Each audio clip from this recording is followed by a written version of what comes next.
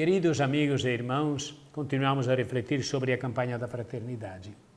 Estamos diante da necessidade de um enfrentamento integral e complexo da crise climática que vivemos.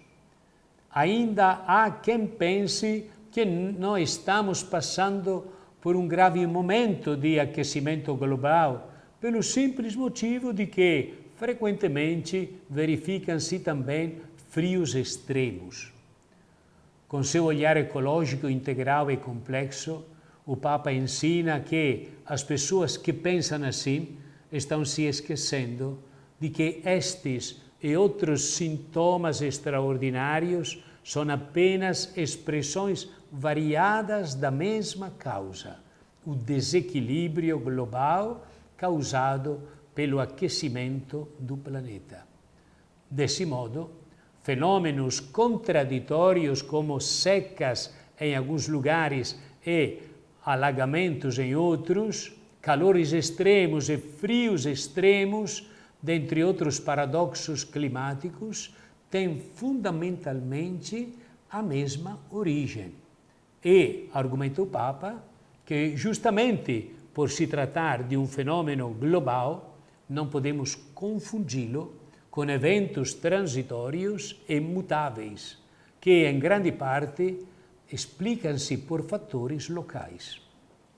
Infelizmente, no Brasil, apesar dos avanços nas políticas públicas voltadas para o meio ambiente e o crescimento de outras fontes energéticas, continuamos dando um grande peso aos combustíveis fósseis, gasolina, diesel, querosene de aviação, gás natural, carvão mineral.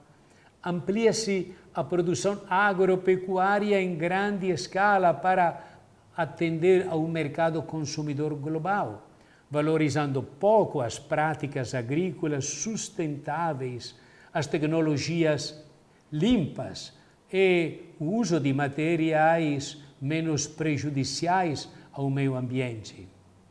Faltam-nos programas governamentais mais robustos no âmbito da prevenção, redução de impactos negativos e adaptação diante das mudanças climáticas.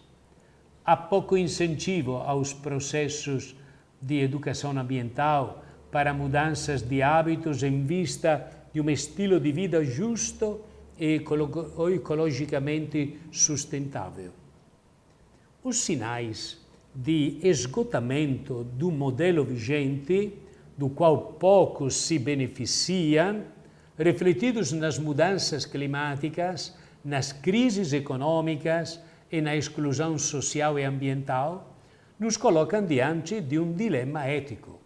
Ou mudamos nossa maneira de ser e agir no mundo, reeducando nossos hábitos e costumes na relação com toda a criação, cumprindo nossa missão de cultivá-la e guardá-la, ou deixaremos para as gerações futuras uma casa comum insustentável, contrariando os desígnios do Deus Criador. No Brasil, a crise socioambiental está se intensificando a cada dia, sobretudo com as mudanças climáticas que estão acontecendo. Vivenciamos o aumento das temperaturas secas no norte e nordeste e chuvas intensas no sul e sudeste do país. Isso tem causado prejuízos para a agricultura, aumento dos preços dos alimentos, escassez da água e permanentes riscos para as pessoas mais pobres nas cidades e no campo. Nossos biomas vêm sofrendo progressivamente com a redução de suas áreas geográficas, tanto pelos desmatamentos e queimadas, como pela expansão em grande escala do modelo de agricultura e pecuária predatória.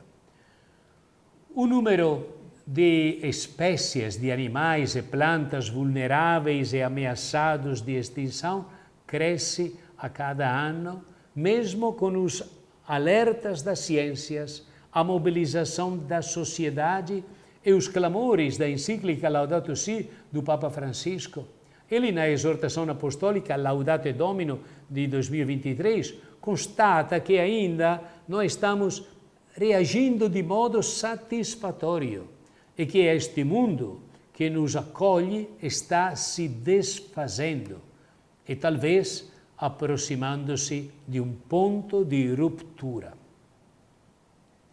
Apesar de a sociedade contar com dados científicos, há grupos que promovem ideologicamente a negação das mudanças climáticas. Dizem que elas não existem e por isso não devemos nos preocupar.